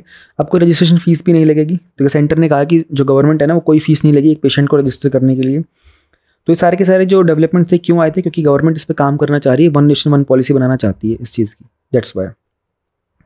इशू ये होते हैं ना, हेल्थ जो है ना एक स्टेट सब्जेक्ट है, ठीक है, तो स्टेट के लिए नए नए रेगुलेशन बार बार गवर्नमेंट की तरफ से, सेंट्रल गवर्नमेंट की तरफ से अडॉप्ट करना मुश्किल होता है। तो भारत के अंदर जो ऑर्गन डोनेशन रेट है ना कंपैरेटिवली कम है। डिमांड तो बहुत है ऑर्गन्स की, लेकिन जो डोनेशन का रेट है ना वो अभी भी बहुत कम है। बहुत सारे लोग जो है ना वो प्लेज नहीं कर पाते अपने ऑर्गन्स का डोनेशन, क्योंकि उनके खुद के सोशल, कल्चरल और रिलीजियस बिलीव्स होते हैं। रीजनल डिस्पैरिटीज़ होते हैं, ठीक है, ऑर्गन डोनेशन के रेट डिफरेंट रीजन में डिफरेंट होते हैं। नॉर्थ साउथ का डिवाइड होता है, नॉर्थ इंडियंस कहते हैं हम लोग साउथ इंडियंस वालों के क्यों लें, साउथ इंडियंस वाले कहते हैं वहाँ से क्यों लें, तो ये प्रॉब्लम होती है। खासकर कि वो जो हॉस्पिटल्स वगैरह होते हैं ना जो साउथ इंडिया में होते हैं, वहाँ पर बहुत इश्यूज़ होते हैं। लिमिटेड स्पेशलाइज्ड हॉस्पिटल्स होते हैं, तो डिस्पाइट हमारे पास 640 मेडिकल कॉलेजेस हैं भारत के अंदर, बहुत ही कम ऐसे हैं जो इस तरह की फैसिलिटीज़ प्रोवाइड कर पाते हैं। फैमिली सेंटिमेंट्स भी होते हैं, उनको लगता है कि भाई इन केस कोई ब्रेन डेड हो जाता है ना, डोनर जो होता है, फैमिली मेम्बर्स जो है उसके बहुत सारे इमोशंस होते हैं, ग्रीव्स होते हैं, तो जो अपॉर्चुनिटी होती है वो थोड़ी सी कम हो जाती है। एक्सेप्टेंस ऑफ ऑर्गन ट्रांसप्लांट, बहुत सारे पेशेंट और फैमिली मेम्बर को लगता है कि यार जो क्वालिटी ऑफ द केयर थी ना जो पेशेंट की थी उसमें थोड़ी सी प्रॉब्लम आ सकती है, तो सर्वाइवल के चांसेस का भी डाउट होता है। ब्लैक मार्केटिंग बहुत होती है, तो ऑर्गन डोनेशन के केस के मामले में ट्रस्ट डेफिसिट का बहुत इशू होता है। फैमिलीज़ को लगता है कि यार पता नहीं ये जो ऑर्गन यहाँ पे हमको दिया जा रहा है ये ब्लैक मार्केट से तो नहीं आया है ना, किसी हो सकता है कि कोई ऐसा पेशेंट रहा हो जो हेल्दी ना रहा हो, तो ये सब डाउट होते हैं, ट्रस्ट डेफिसिट का इशू है। And all these issues they keep persisting. Ethical issues ज़्यादा बड़ी चीज़ है, ठीक है। Justice versus the benefit in allocation, क्योंकि डोनर्स की कमी होती है, ठीक है, तो सवाल उठ के आता है कि who should get the organs. जो व्यक्ति सिकेस्ट है उसको मिलना चाहिए या फिर जो लंबे समय से वेट कर रहा है उसको मिलना चाहिए, है ना। किसको बेनिफिट मिलना चाहिए भाई, जो व्यक्ति रिचेस्ट है वो, या फिर जो पर्सन लाइन में लगा हुआ लंबे समय से, क्योंकि ये एथिकल डायलेमा बन जाता है। फिर लोगों के अपने अपने इंडिविजुअल बिलीफ सिस्टम होते हैं, है ना, कि जो treatment of the body and its parts after death has been a great significance. कुछ रिलीजन के अंदर इस चीज़ को प्रोहिबिट किया जाता है। बॉडी पार्ट को मोनेटाइज करना अपने आप में एथिक्स एंड एक्सप्लोटेशन का एक सवाल बन के खड़ा होता है। कोवर्जन, फोर्सफुल करना, नॉन इन्फॉर्म डोनेशन वगैरह करना, तो ऑर्गन्स की स्कैंडलिंग और स्कैंडलाइज भी करते हैं, ट्रैफिकिंग भी की जाती है। तो कभी कभी जो डोनर होता है वो खुद ही अनअवेयर होता है कि पता नहीं क्या रिस्क हो सकते हैं इसके। और ये जो कॉन्सेप्ट है ना, इसको लेकर के टेक्नोलॉजी का इस्तेमाल करना, डेवलप करना, ये अभी अपने आप में बहुत एक्सपेंसिव है, तो कुछ लोग तो इसको अफोर्ड भी नहीं कर पाते। तो देखो ये टॉपिक आपका GS4 में भी बन के आ सकता है। हमारा जो एक प्रोग्राम आया था, ठीक है, 2021 में आया था और 2025 तक ये चलेगा, 5 साल का एक नेशनल प्रोग्राम है वो ट्रांसप्लांट प्रोग्राम। तो यहाँ पर जो डिजीज्ड ऑर्गन होते हैं ना उनको प्रमोट किया जाएगा, ठीक है। एंड जो भी organ and tissue donation, retrieval and transplant के लिए एक मैन पावर को ट्रेन किया जाएगा। फिर digital national organ and tissue donation की रजिस्ट्री बनाई जाएगी और उसके अलावा जो भी ऑलरेडी एग्जिस्टिंग फैसिलिटीज़ थी उनको और अपडेट किया जाएगा। एक एफिशिएंट मैकेनिज्म बनाया जाएगा इस तरह के प्रोक्योरमेंट के लिए, रिट्रीवल के लिए, ठीक है। इनका डिस्ट्रीब्यूशन कैसे करना है। Further what we can do is ना, we can have organ donation के लिए ओपन डायलॉग होना चाहिए, एक करिकुलम होना चाहिए। स्टूडेंट्स को भी इसका टॉर्च बेरर बनाना चाहिए, वो आगे बढ़ के आए इस चीज़ को लेकर के। इसकी जो नेगेटिव अप्रोच है उसको खत्म करना चाहिए। लोगों को जागरूक करने की ज़रूरत है। इसमें एडवर्टाइजमेंट का इस्तेमाल कर सकते हैं, कुछ रोल मॉडल हो सकते हैं, ठीक है। जैसे नेत्रदान को बहुत प्रमोट किया था गवर्नमेंट ने एक टाइम पर। बेटर कोऑर्डिनेशन होना चाहिए गवर्नमेंट के लेवल्स में, नोटो स्टेट नेशनल लेवल पे है, सोटो स्टेट लेवल के ऊपर है। इनको आपस में कोऑर्डिनेट करके रखना चाहिए। सारे स्टेक होल्डर जो होते हैं, ठीक है, NGOs वगैरह को भी इन्वॉल्व करो, लोकल स्टेक होल्डर होते हैं, गवर्नमेंट होते हैं, सबको इन्वॉल्व होना चाहिए साथ में। हॉस्पिटल की स्ट्रेंथ का इशू होता है तो नंबर ऑफ इंस्टीट्यूशन को इंक्रीज कर दिया जाए जहाँ पर भी सर्जरीज एंड ट्रांसप्लांटेशन हो रहा होता है। So that's it from this topic. ये मेन स्पेसिफिक टॉपिक है पूरा का पूरा, इसमें प्रीलिम स्पेसिफिक आपको कुछ खास मिलेगा नहीं ऐसा। हाँ, ये हो सकता है किसी ऑर्गेनाइजेशन को पूछ लें कि भाई ये कौन सी मिनिस्ट्री के अंडर आता है, मिनिस्ट्री ऑफ सोशल जस्टिस में आएगा या फिर हेल्थ एंड फैमिली में, ठीक है। और ऐसे क्वेश्चन बन सकते हैं। एंड एथिकल में तो GS4 में क्वेश्चन बन सकता है इसका आपका। अब हमारा सोशल इश्यूज़ का न्यूज़ इन शॉर्ट है, कुछ भी नहीं है, 3-4 टॉपिक है बस। मैंने जो अंडरलाइन किया हुआ है ना, इसी को पढ़ना है आपको, नथिंग मोर देन दिस, बस इतना सही है। हार्डली 2 मिनट का कंटेंट है, इसमें मैं आपको क्या पढ़ाऊंगा। अच्छा, इंपॉर्टेंट बात ये है, मैंने इस बार साइंस एंड टेक को कवर नहीं कर रहा हूँ, कारण बता देता हूँ। अभी आप लोगों को प्रीलिम्स का एग्जाम पास में आ रहा है ना, तो साइंस एंड टेक का जो टॉपिक यहाँ से आएगा ना, इसमें मैंने जो टॉपिक देखे थे, लाइक लिथियम डिपॉजिट पाया गया था, ठीक है, और ये आपका उसमें आएगा। मैं आपको बता देता हूँ, गगनयान ऑलरेडी कवर्ड है, ठीक है, मल्टीपल टाइम्स कवर हो चुका है। चंद्रयान का भी एक टॉपिक है, चंद्रयान 3 का। मैं आपको देखो चीज़ बता देता हूँ, कारण क्या है और कैसे आपको पढ़ना है ये, ठीक है। देन ये नासा का जो निसार वाला है, नासा प्लस इसरो वाला आ रहा है, ये हम लोगों ने तो मैंने कवर कर भी दिया ऑलरेडी ऊपर। PT 365 जो एनवायरनमेंट की है उसमें कवर कर चुका हूँ। WHO की पैंडेमिक ट्रीटी मेंस का क्वेश्चन है ये वाला एक, ठीक है। और बाकी जो थोड़ा न्यूज़ इन शॉर्ट है, तो बस ये एक मेंस का क्वेश्चन है, WHO की पैंडेमिक ट्रीटी। बाकी सारे के सारे ना प्रीलिम्स के क्वेश्चन हैं। तो ये जो प्रीलिम्स के क्वेश्चन है ना, सारे के सारे ये आपके PT 365 में आएंगे अभी। और science and tech is one thing, और एनवायरनमेंट एक्चुअली, वैसे तो मैंने एनवायरनमेंट पूरा कवर किया है इस मंथ का, but I tell you science and tech, ठीक है, और एनवायरनमेंट, ये 2 ऐसे टॉपिक हैं जो आपको एटलीस्ट 2 मैगजीन से कवर करने चाहिए, ठीक है। विजन की तो ये वाली है ही है, ठीक है। इसमें तो यहाँ पर ये वाला टॉपिक आप भी मत पढ़ना, ये जो फेब मंथ की वीडियो है ना, ये मत देखना, ये मत पढ़ना। यहाँ पर आपकी जो PT का अपडेट आएगा ना, इनका अभी अप्रैल में आएगा, उसको पढ़ना डायरेक्टली, ठीक है। Avoid this thing, save your time, ठीक है। मैं अपना भी यहाँ पे समय बता रहा हूँ, मैं आपको भी बता रहा हूँ, आप यहाँ पे अपने एफर्ट्स को डुप्लीकेट मत करने देना। दूसरी चीज़ जो मैंने कहा कि 2 मैगजीन से पढ़ना चाहिए, तो एक तो विजन पढ़ लिया आपने, दूसरी के लिए आप कुछ भी कोई दूसरा इंस्टीट्यूट देख लो, मतलब बायजूस है, वाजीराम है, अन अकेडमी की कोई मैगजीन आती हो, तो मुझे पता नहीं है सबका, मैं बस ऐसे नाम ले रहा हूँ। ओनली IS की आती है एक, ठीक है, वो पढ़ सकते हो। इनसाइट IS का पढ़ सकते हो, और जो भी कोई इंस्टीट्यूट है, टेक एनी वन। उसमें ना आपको एफर्ट नहीं लगेंगे, पता है क्या, क्योंकि यहाँ पर आपके PT में साइंस एंड टेक के जितने भी टॉपिक्स होंगे ना, उसमें प्लस जो दूसरे इंस्टीट्यूट का होगा उसमें आपके 90% टॉपिक मैच करेंगे, ठीक है। फॉर एग्जाम्पल आपने विजन का जो कवर किया उसमें अगर आपके 100 टॉपिक थे, एग्जाम्पल ले रहा हूँ, ठीक है, और दूसरी आपने कोई भी एक XYZ दूसरी मैगजीन जो भी आप पढ़ना चाहो, एक पढ़ लेना दूसरी कोई भी, उसमें भी अगर 100 टॉपिक्स होंगे ना, तो दोनों में से ना आप देखो कि 90 टॉपिक्स ना कॉमन होने वाले हैं। नई वाली मैगजीन आपको सिर्फ 10 न्यू टॉपिक मिलेंगे जो आपको हार्डली 1 या 2 घंटे में कवर हो जाएंगे, आप इंडेक्स पढ़ लेना कि यार मैंने ये विजन से पढ़ लिया तो दोबारा यहाँ क्यों पढ़ूंगा, टाइम बचाता हूँ अपना। ये मत सोचना कि नहीं रिवाइज कर लूँगा, ना कंफ्यूज हो जाओगे। सिर्फ नए वाले टॉपिक को सर्कल करना इंडेक्स में से और वो पढ़ के खत्म कर देना 1 से 2 घंटे में, that's it, nothing more than this. तो समय बचाने की बात कर रहा हूँ, मदद करना चाह रहा हूँ, ठीक है, और कोई रीज़न नहीं है। Thank you very much for supporting this initiative.